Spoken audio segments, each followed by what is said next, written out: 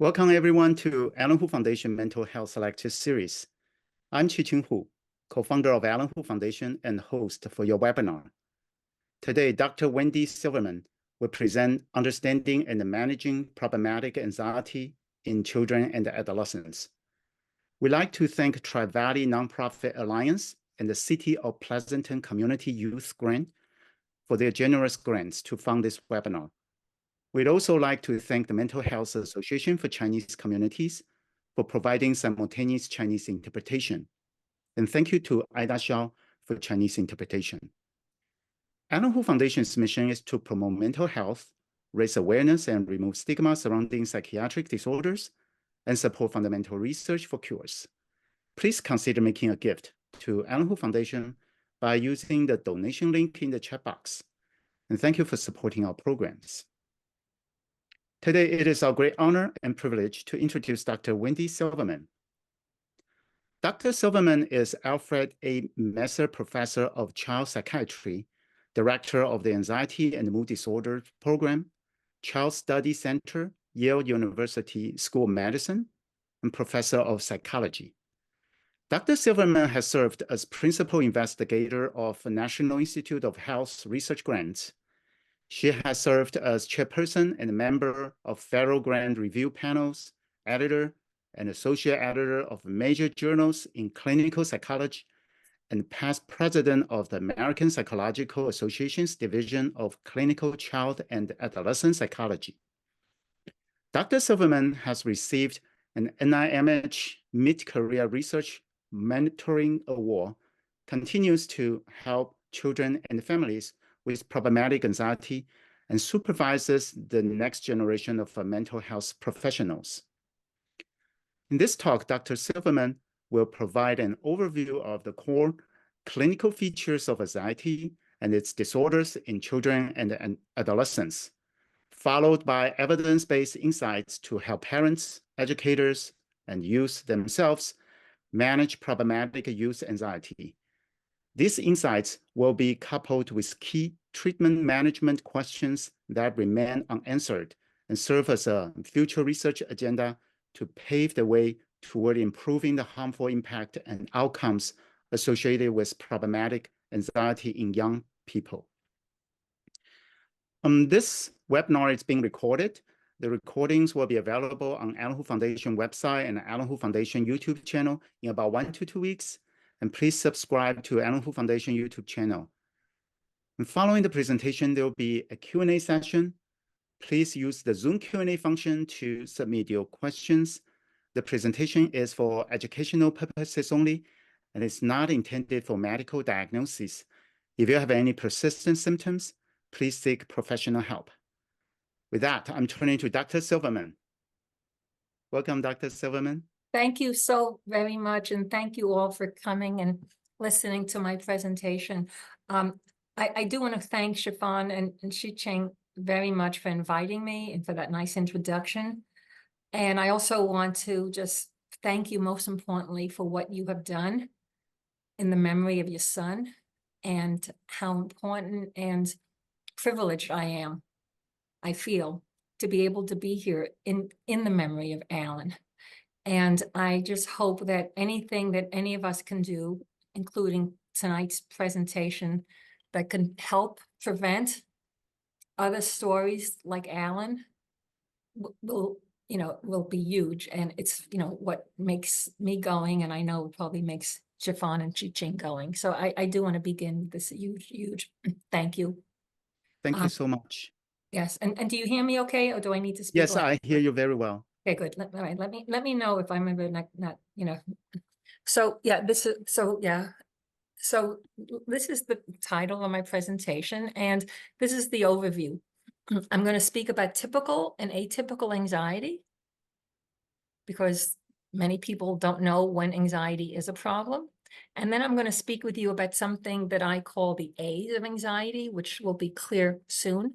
And then I was asked to speak about the strongest evidence-based approach, which is cognitive behavior therapy, and I'm going to speak about that.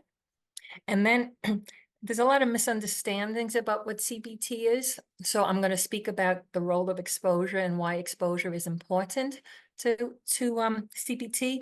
And then most of what I've been doing, a lot of my work on over these many decades, actually, that I've been working in the field, is what can parents do? What's the role of parents in child anxiety? So that's what I hope to do in tonight's. It's night for me here. It's there. It's like beginning to be evening. So that's what I hope to do in the presentation. So let's begin by making it really clear that fear and anxiety is like what we expect to see developmentally.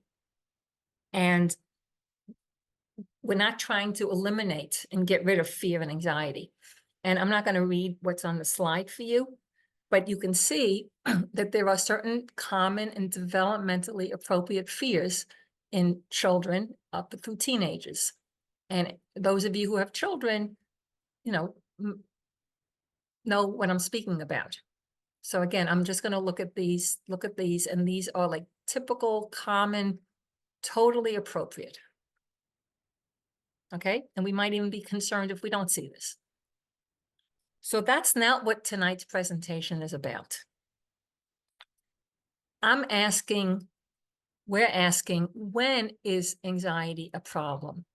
When is it a disorder? When is it something that you might need to consider going to the anxiety program at Yale University or seeking some other mental health professional? When? Because it is common. In fact, it's among the most common disorder of childhood. About 28% of children, more or less, for 28% across the population will at some point experience an anxiety problem. So anxiety is common and can be helpful many times. We always give an example of, if you're not afraid or anxious about getting hit by a car, you're going to just run out into the street.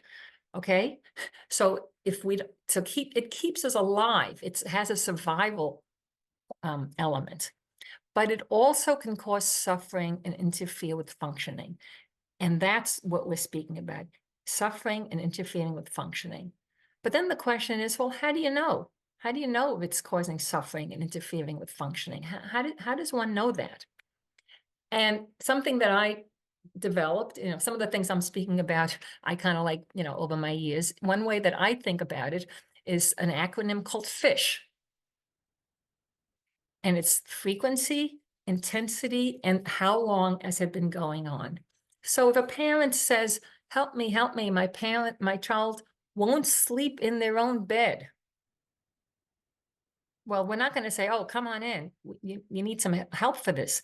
The first question one would ask is, how often? Is it every day? Or is it once every 6 months? Okay, so frequency is a very important part of determining if something is a problem. And I'm putting problem in quotes, something that might be more than just common, typical. The other thing is intensity and severity. And if they say, well, they have trouble going to bed at night, but I just have to read them a couple of books and then it's gone, it's fine. So that's clearly not something intense or severe. But if they're talking about temper tantrums and meltdowns and crying and screaming and, real fits, then it starts to be intense and severe. And then the other issue, of course, is how long. And again, if it's something that's been lasting just for like a week, we might say, give it a little bit more time. But at some point, a child's life is, some people might, in the psychiatric classification, typically it's 6 months. That's what is required. But frankly, if you're dealing with a 7-year-old, 6 months is kind of a long time. So you have to take this duration with a grain of salt. But certainly if something's happening for a couple of months and it's frequent and intense, we start thinking of that as being atypical, not typical. But children, and this is true of adults, they can have frequency, intensity, and how long. But for some people, if you're not doing these things because of frequency, intensity, and severity, it can lead to impairment. So in other words, you can have these frequent, intense symptoms And it may not be impairing that much. Like, okay, so I'm not going to do a performance. But for many children, it does lead to suffering and impairment. And that's the main thing we're thinking about. Is it affecting sleep? Is it affecting eating? Is it making the child not do things we hope them to do, like take showers and baths? And then we hope our children will develop into and do things we would like them to do. We would like to be able to, as a family, to go out to a playground or a park. But if you're so anxious and afraid and the family cannot go out and do these things, that's affecting the family. If the child is so nervous and anxious that they don't want to go to birthday parties and they don't want to go to sleepovers, that's affecting peer relationships. If the child is so nervous and afraid about having to give a presentation in school or being called on in class, and it starts affecting their school, that's impairing performance. So whenever we see children, we're always asking about frequency, intensity, duration. But as I said, that's not enough, because you can be, frequent, intense, and severe and just get along fine. But then the most critical question is impairment. Family, peers, school, and the child themselves, if the child is showing distress and suffering.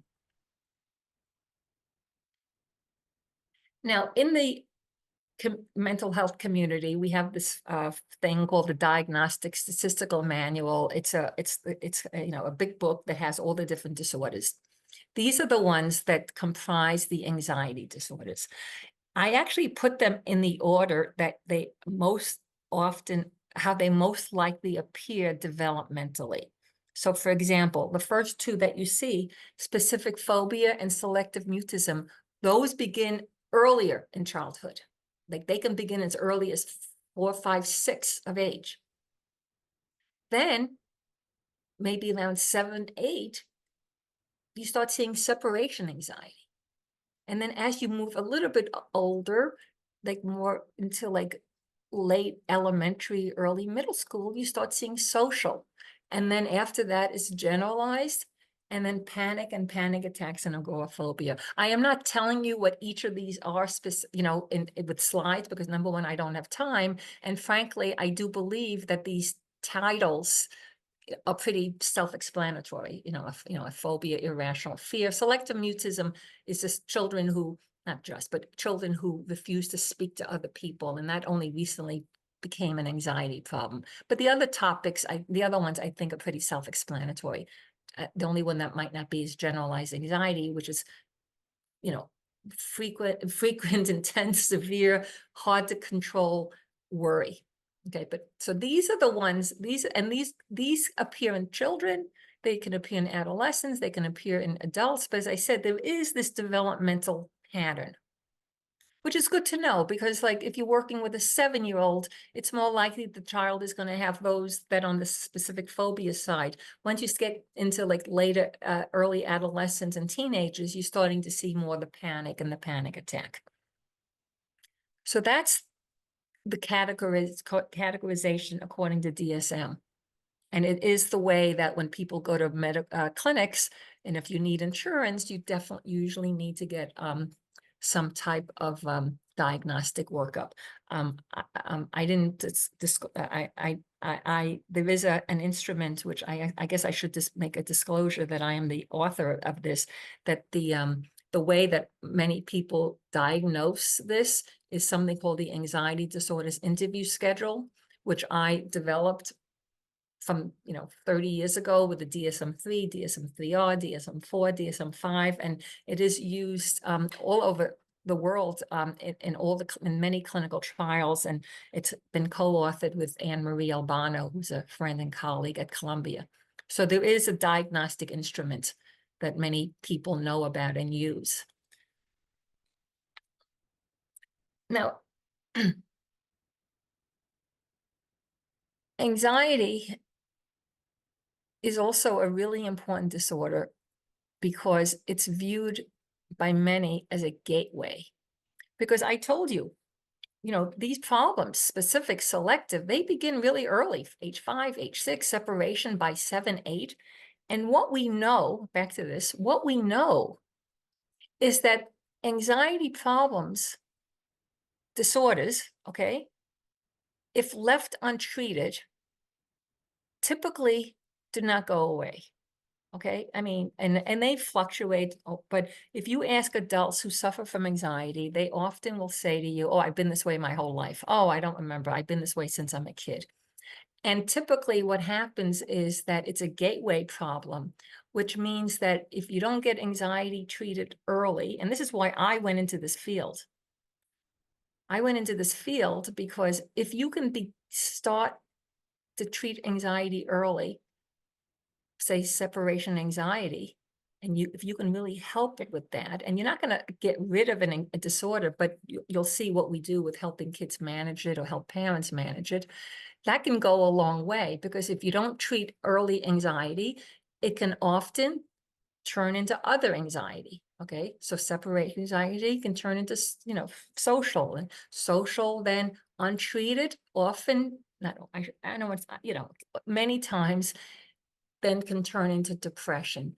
And it's more likely that anxiety problems precede depression, and substance use and suicidality is something that also is linked with untreated anxiety and depression. So it is a really important problem, not just to help children now, but many people, and I'm one of the many people, view it as sort of a way to help prevent other problems. Depression, substance use, and suicidality. Okay. But here's the thing. You're not going to have, unless you have an 8-year-old listening to this webinar, but it's unlikely that, a child will say to a parent, hey, I really have a hard time leaving you and being away from you. I think I must have separation anxiety disorder. Okay. And even parents, teachers, many of them, unless you've taken psychology classes, etc., and that's why we have a webinar like tonight. It's not something that people have at their fingertips, the DSM. But there is something that across all of this anxiety disorders that I just put on that list, there is something, and this is something else another Silverman invention is the A's, because this is the phenomenology of anxiety. This is no matter what type of anxiety you have, you're not necessarily going to see all of these, but you're going to see some common, you might see all of them, you might see just one, some combination, but this is what is cutting across anxiety disorders: arousal, anxiety sensitivity, attention, anticipation attitudes, avoidance, and accommodation. So let me now explain what each of these mean in the context of anxiety. Okay. This is what it feels like if you're suffering from anxiety. And again, we're not just talking about every now and then typical anxiety, we're talking about atypical. So imagine what it's like if you're a child and out of the blue, oftentimes, or not always out of the blue, maybe when they have to be left alone with a babysitter, these feelings are coming all through your body. And you don't know what it is. You just feel bad. You just feel terrible. And it happens a lot. And you're complaining, and you may not want to go to school. And these, again, you're not going to have all of them, but you might. And again, some kids show this more than other children. But it's not pleasant to be getting a lot of headaches and to be worried about blushing all the time, and etc. Okay, so arousal is one of the one of the A's of anxiety. Now, here's the thing. Also, we all might get those feelings that I just told you, and we all might get them. And if you have prone to an anxiety disorder, you get them a lot. It's frequent, intense, it's severe. It's been going on for a long time. But here's sort of a double whammy. It's a construct called anxiety sensitivity. And that means it's really should be called, well, it's anxiety sensitivity, but it's really anxiety arousal sensitivity. Because what it is my stomach hurts. You feel it, you get that sensation. And some of us can just say, okay, you know, it'll go away. I go to sleep, I take something or whatever, it's gone. But not if you're prone to anxiety and anxiety sensitivity. Instead, you make a negative interpretation like, oh no, my stomach hurts. And I remember hearing something, my parents was talking to themselves and saying something about my uncle who died from stomach cancer. Gee, do I have stomach cancer? And it then is a signal of, you know, panic, nervousness, anxiety.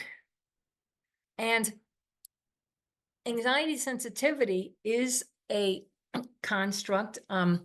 It can be measured. There's something called the Childhood Anxiety Sensitivity Index, which I actually am the developer of that index as well.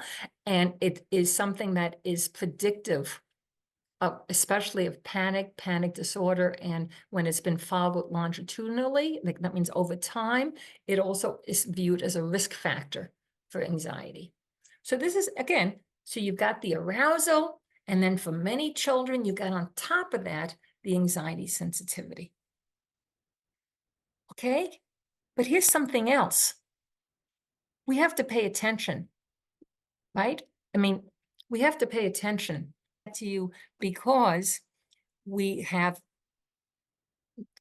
tons of research actually coming not from clinical psychology, but from a lot of cognitive psychology, where they study attention with, it began with college students who are high in, that they would, put college students and give them tasks and have ways of measuring their attention. And the college students who are high in anxiety, they would always attend. They would always go with their eyes towards the threatening stimuli. So for example, using this slide to be more concrete. If I was there in a live presentation now, and everybody in the room is like looking and paying attention, and they seem interested and all that. But if I'm just the kind of scoping at the room and I'm already prone to anxiety, my vision, my attention is going to go to the person sleeping in the room. Even though the whole room might be paying attention and seems really engaged, if I'm prone to anxiety, my attention shifts to the negative, threatening stimuli situation. This is found, again, very consistently. This attention to threat, negative, aversive, this is a threatening, harmful situations. Okay, it's not even conscious. It's so quick. It's so fast.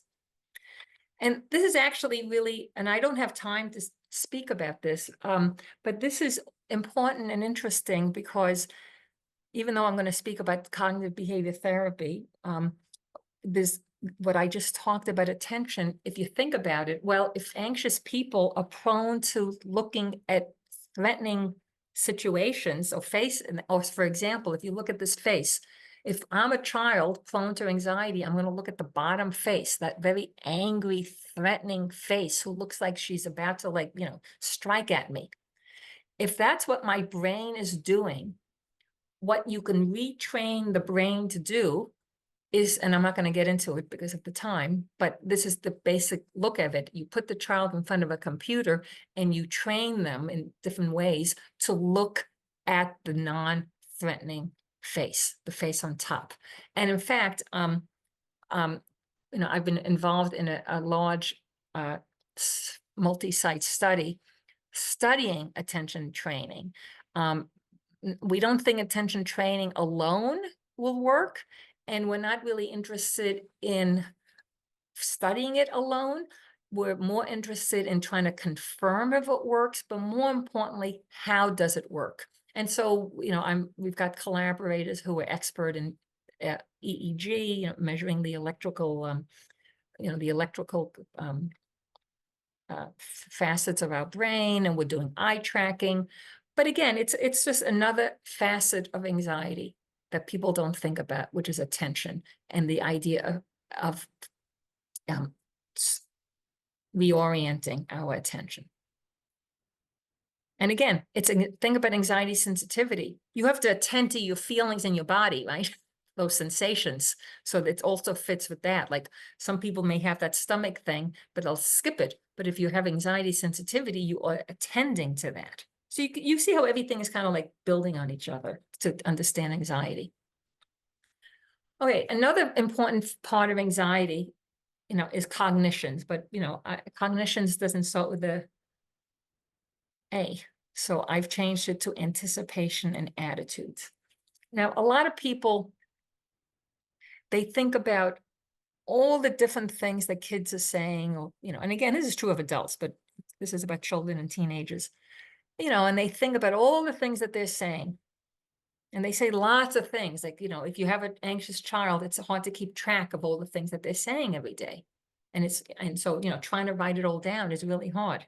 And as a clinician, it's hard to keep track all the time. But if you were to do a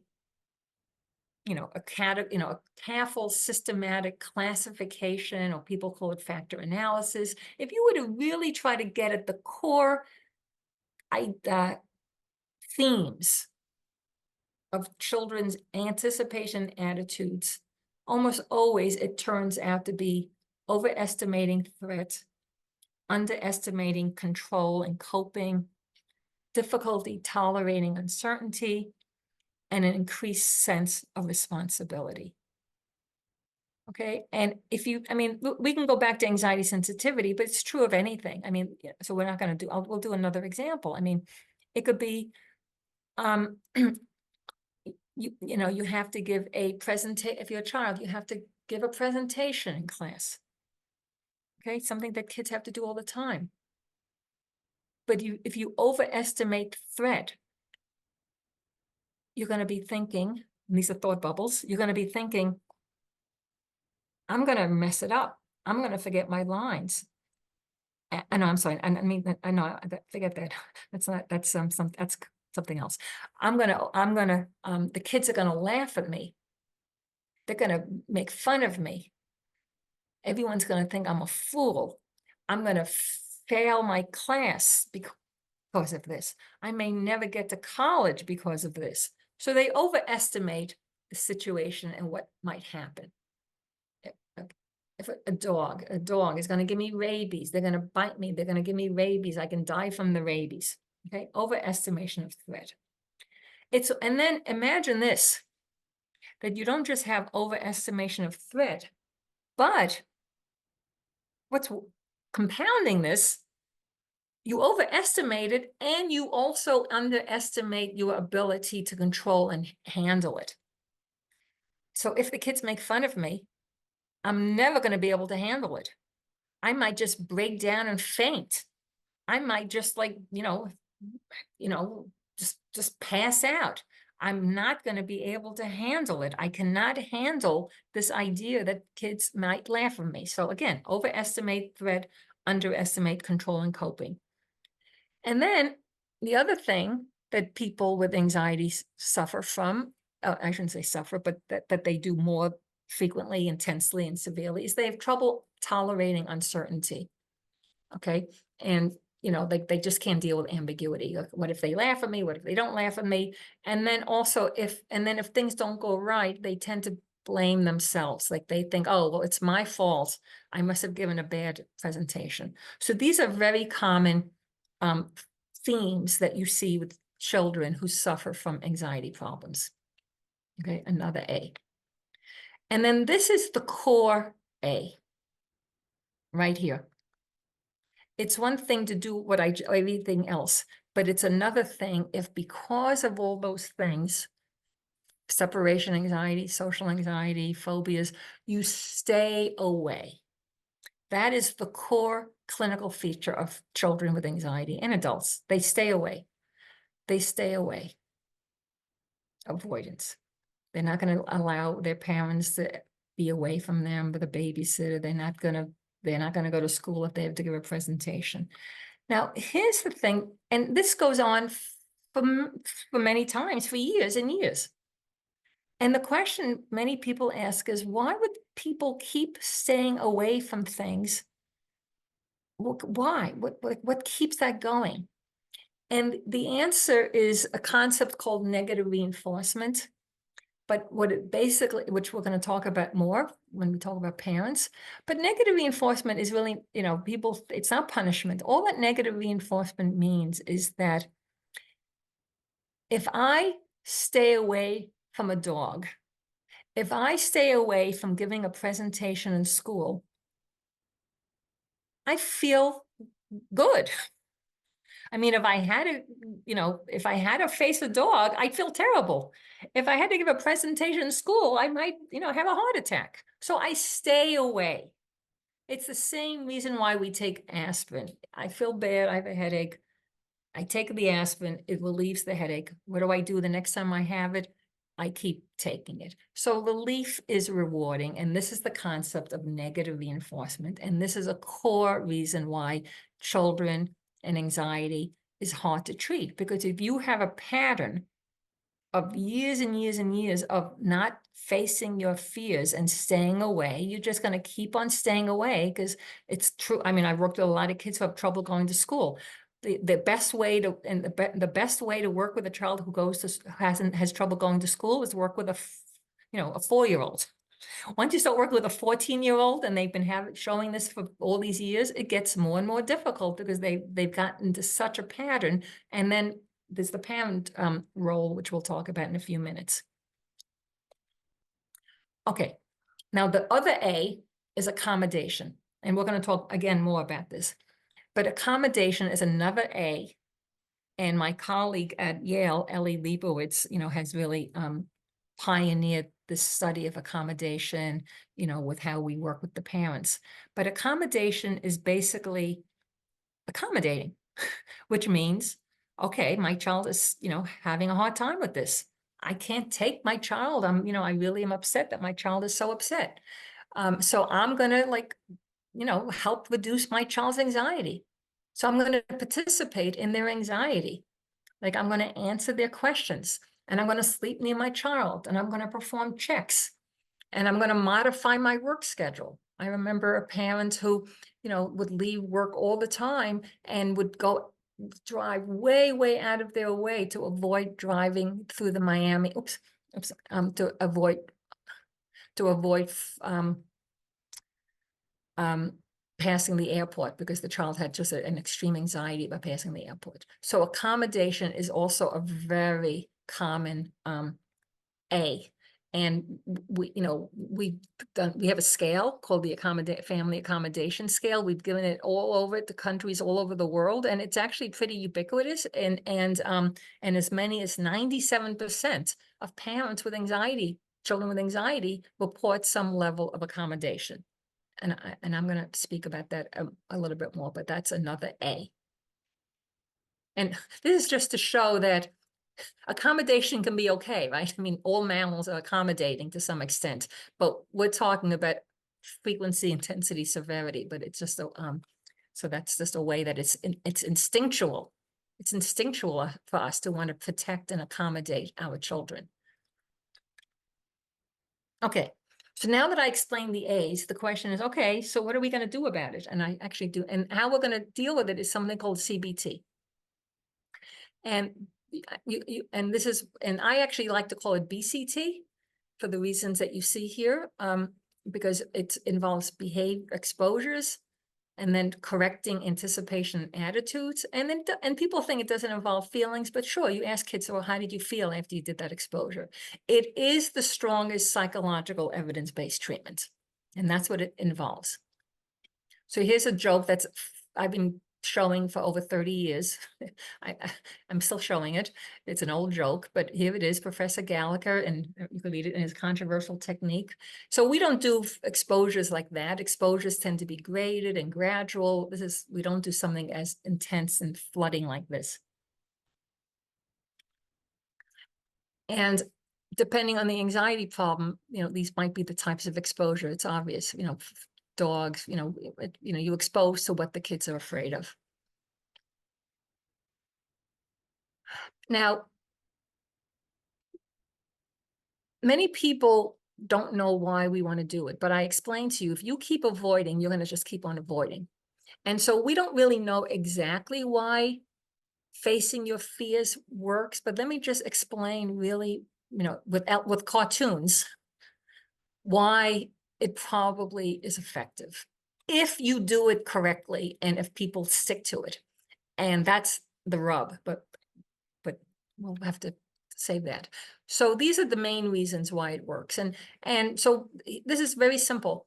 And this is true if I'm a child, if I'm a rat, if I'm a dog. I'm really not making a joke. I mean, the more people, SUDS is just subjective units of distress. This just means that the more you stay in a situation that makes you scared, over time, you see you have the fear curve, it goes down. So when we explain to children exposure, we talk about what goes up must come down.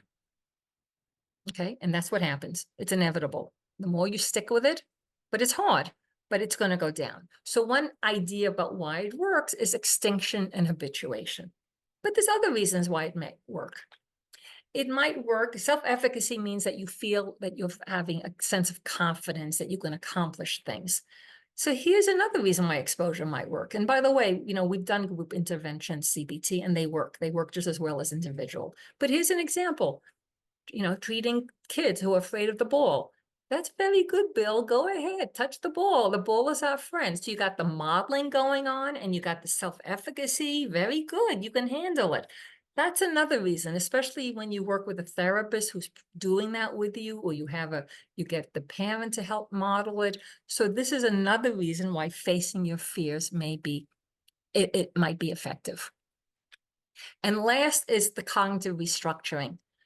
And here's Dennis the Menace, the little child with oppositional defiant disorder, helping little phobic Joey, he's doing restructuring. He's doing an exposure, but he's saying, hey, don't be scared.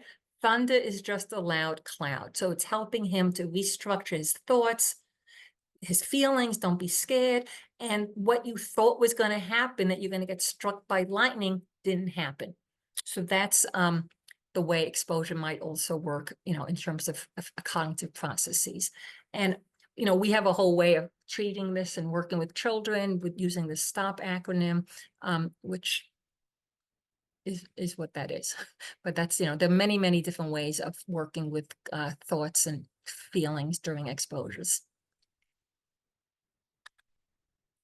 Now, CBT has the strongest evidence base, but you notice the glass is half full. Oh, wait a second. Is it half full? Maybe it's half empty. Well, it depends on how you look at it. Because if you look across the studies, what we find is that about half of children in samples respond, and about another 50 to 60 do not respond. Okay? So it's not a panacea. It doesn't help everybody. Now, of course, there's many factors that explain that, which certainly, I'll tell you the number one thing that explains it the most is severity. And the more severe you are, the more challenging it is. Okay, so, but it's the strongest, but it's half full or half empty. Certainly, it's a lot better than when I first began this field, where we didn't even know what worked. And CBT is the first line treatment. But then people said, it doesn't work. What should we do? So people started thinking, oh, let's involve parents. Maybe we get parents involved. It's going to help. That makes sense, right? Parents, children. And again, this was a big question mark for a long, long time, because there were probably about 25 clinical trials adding parents, so they would do CBT versus CBT plus parents. And you know what? It didn't hurt, But in most studies, it did not really make a difference. This was a big question mark, like what's going on? And I'll tell you what was going on. What was going on is that people, and I did 3 of these studies, and it took me my 3rd study to finally get it right, and I shouldn't say get it right, to finally figure it out. And when I say studies, these are like 5-year trials, so they take a long time. So, but this is what we found after all the people doing many different things and us doing different things. What we found is that if there's anything that parents ought to be trained to do, is don't give them a million things to do. Parents can't, nobody, I mean, it's hard to be a parent, and parents are busy. They got a lot going on. You can't try to get them to do this and that and that. You know, we tried in our first study to get the parents to reduce their own anxiety while they were doing this with their child. It was just all too much. So this is psych control, where, and this is also very well documented. And I mean, it's hard to be a parent of an anxious child. And so many times you want to get in there because you just get really frustrated and you just say, you know what, forget it. I'll just do this homework for you. Or forget it. You're acting like a baby. I'm going to do it for you. Okay, this is not out of bad parenting. It's just that it's frustrating. It's hard. And in some cultures, it's actually viewed as a way of showing love and affection, which if we have time. And then negative reinforcement, we already talked about. Okay, don't let your kid stay away. Don't accommodate. These are the 2 things that probably, and we did a really nice big trial, and we showed this to be the case.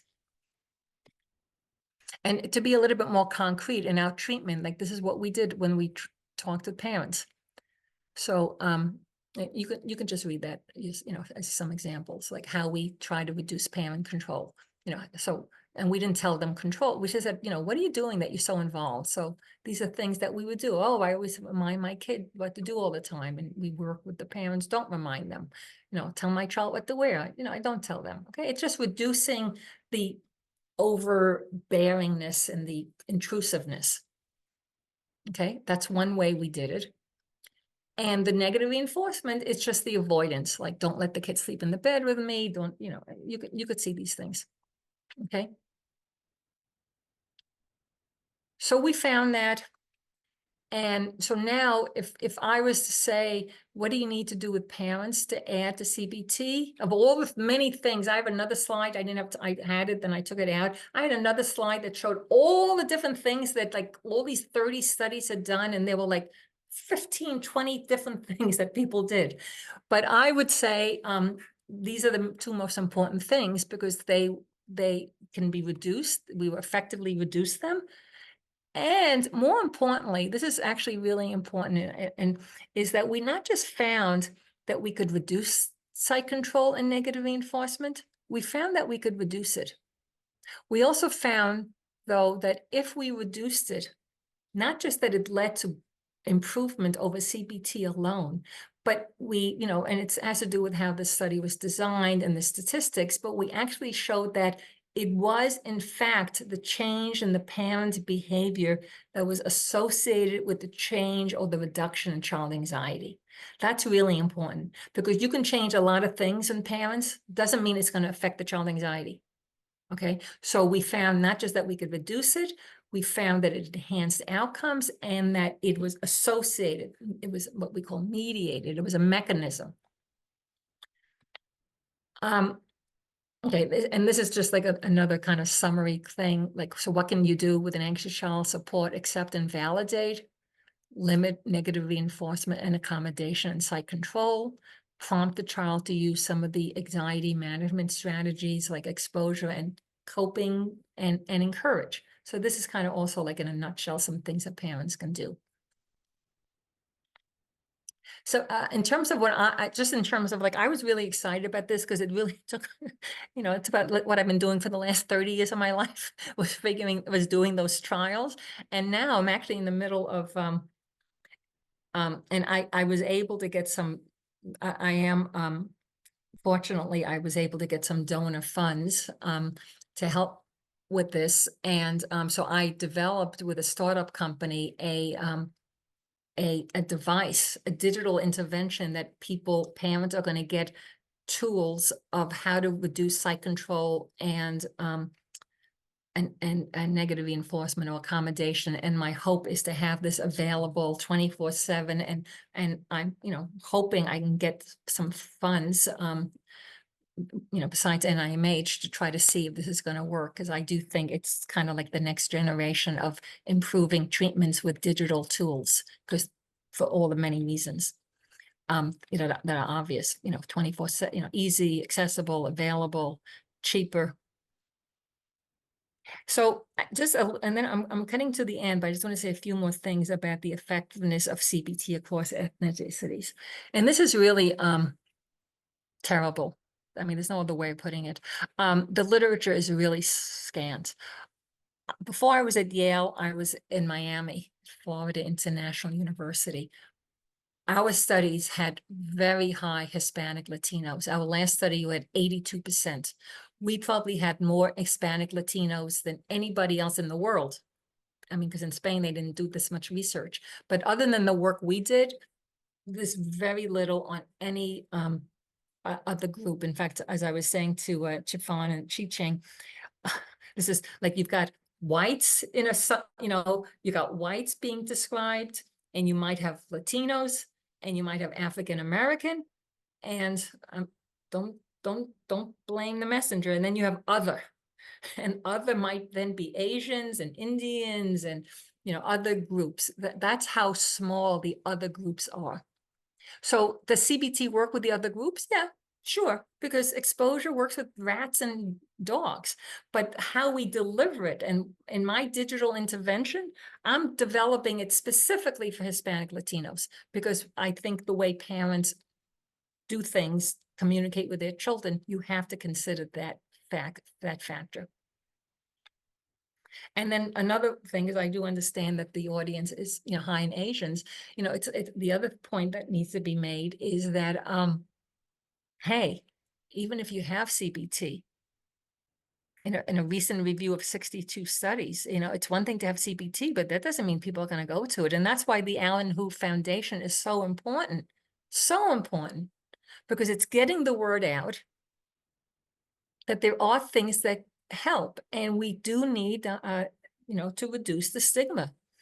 Asian Americans have the lowest rate of mental health care compared with other ethnic groups, and it's low with Hispanics and African Americans, but they actually have the lowest. And in this study, 5% of Asian immigrants, only 5%.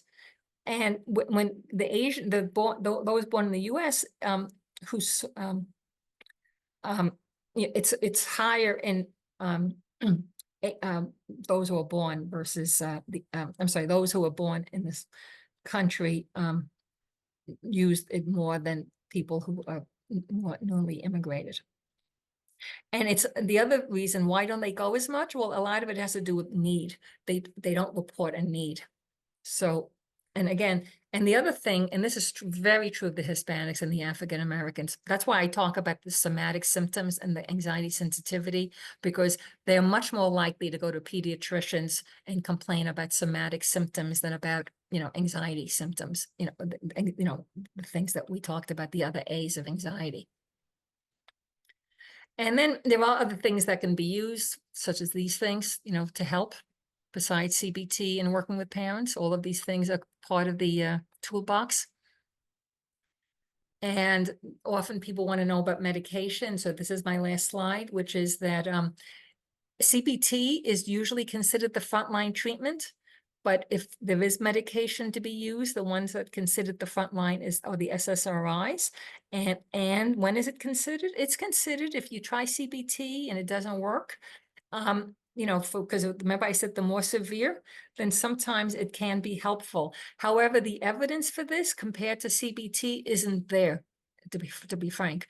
There was a big study that showed CBT plus medication was better than either one alone, but over time, there was no difference. So I think this is a good time to end, because that will allow a few minutes for questions. And so thank you very, very much for your attention. And I hope I helped you understand anxiety, how we manage it, treatment, and the parent's role. So thank you. Thank you so much, Dr. Silverman, for a wonderful presentation. I really love the ACE concept that you developed. I wish I knew those concepts many years ago. Yeah, I'm going to stop sharing my screen. Yes, Okay. yes, please stop sharing. And while we are waiting, so we are open up for Q&A. While we are waiting for audience to submit their questions, we have some pre-submitted questions from the registrants. Let me read it to you. Okay, the first question: what can we do to manage anxiety if the stressor is chronic, such as losing a loved one, living in an abusive environment, living with chronic mental and or physical illness, etc.? Well, I mean, this is a really good question. And, I didn't, I didn't cover the whole field of post-traumatic stress, which tends to be more like that. And so, clearly what I spoke about isn't, can be helpful, but there are methods, trauma, if you're speaking about trauma-focused types of interventions that exist. They also involve a lot of use of exposure, but certainly, dealing with the stresses, a lot of it depends on how much can be changed and how much cannot. I mean, sometimes depending on the environment, I mean, I work with, I do a lot of supervision where children have, very severe stressors in environment and abuse. And sometimes, some drastic steps are needed, even sometimes, calling, taking, dealing with the parents, getting, legal things involved. So that's that's a hard nut to crack. And, it's not my, and it's definitely a big problem, a big societal problem. I'm sorry, I can't answer that more. I'm sorry. Okay. I wish I could. Okay, I wish I could. It's the Achilles heel of child mental health. Yeah. Okay, so next question: for selective mutism, would the treatment rationale you described remain the same? Very, very much so. A friend of mine who's now sort of retiring, but he's not exactly retired. His name is Stephen Kurtz, Kurtz. He only focused on working with especially young children who had selective mutism. It's very, very exposure based. I'm sure if you Google him, I'm pretty sure makes available his training programs. It's Kurtz, Stephen Kurtz. But he's got a really well-structured program that he developed over 30, 40 years of working with these kids. As I said, he's just like retired like this past year, but he still has like trainees and students all over the country. Okay. Another question: is it okay for a teenager to seek for therapy? How to find a good therapist? Excuse me, I didn't hear that. What? How to find a good therapist? Is this okay for a teenager to seek for therapy? Well, it's, in my opinion, it is so important to find a well-trained person. I mean, you're here in, and I personally, like, I probably get a referral question a week, people emailing me from all over the country. Do you know anyone here and there? And I, oftentimes I do know people, in different universities because they tend to be a little bit more, knowledgeable about who's doing evidence-based treatment. So for example, in California, you've got some world leaders in anxiety at UCLA. I mean, world leaders. And so, that's a good place to begin. Starting there and asking for referrals. And if you need help, email me. And I can try to do. There's also an organization called ABCT, Association for Cognitive and Behavior Therapies, ACBT or ABCT. And they have a list of people who tend to be doing more evidence-based work. There's also an organization called AADA, American Association well, I forget, but it's an anxiety and depression association. These associations often usually have people who know more than a lot of other people about anxiety. Okay. But it is the really next- important. It is so important because I've seen so many kids and they go, oh yeah, I did CBT. And I go, well, what did you do? I go, oh, we just kind of talked, we hung out. And I go, no, CBT really involves this type of exposure. And exposure is really, really hard. And one of the main reasons why people are not getting the proper help is because clinicians, this is research on this, clinicians are very nervous themselves about doing it, and because they think it's going to freak out the kids. And so it's really important to find someone who knows what they're doing and experienced. Right. Okay. Several parents ask this, can children and adolescents outgrow problematic anxiety when they become more matured? This is such an excellent question. It's such an excellent question. Many times, this is a very, very common idea that kids are going to outgrow this stuff.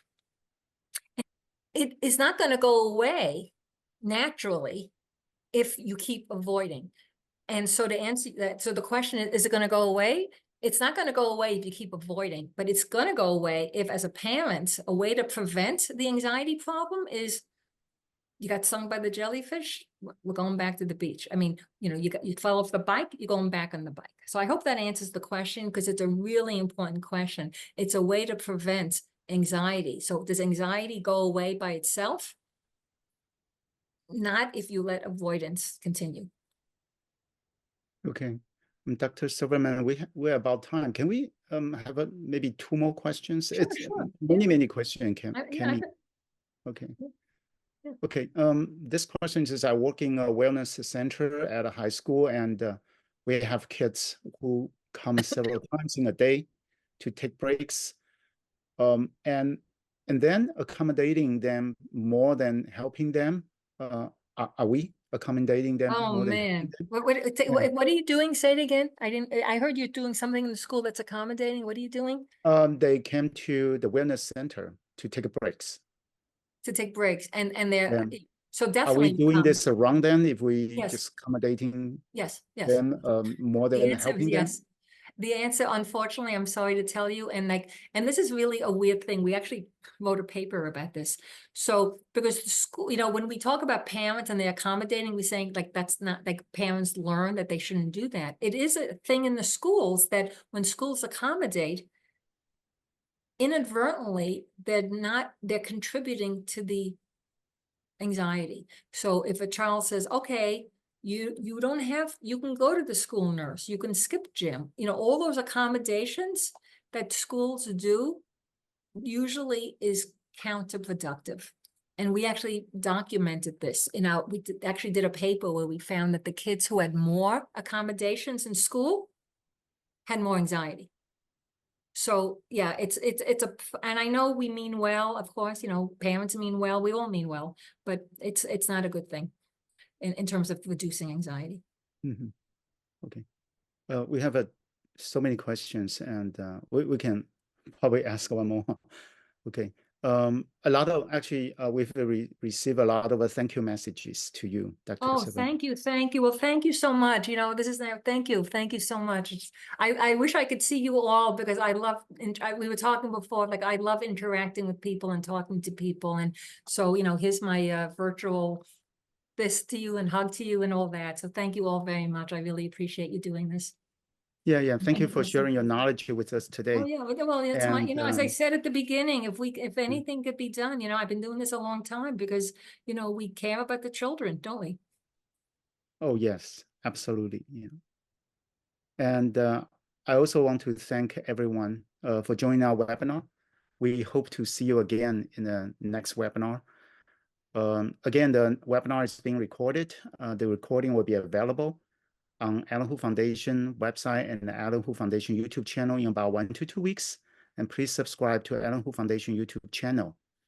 And please take a moment to fill out a short survey.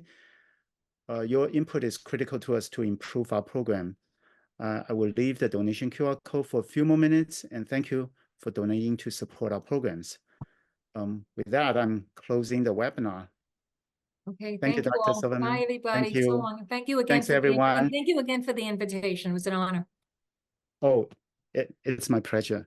Yeah. Okay. Thank you. So long. Take care and stay well. You too. Bye-bye. Bye-bye.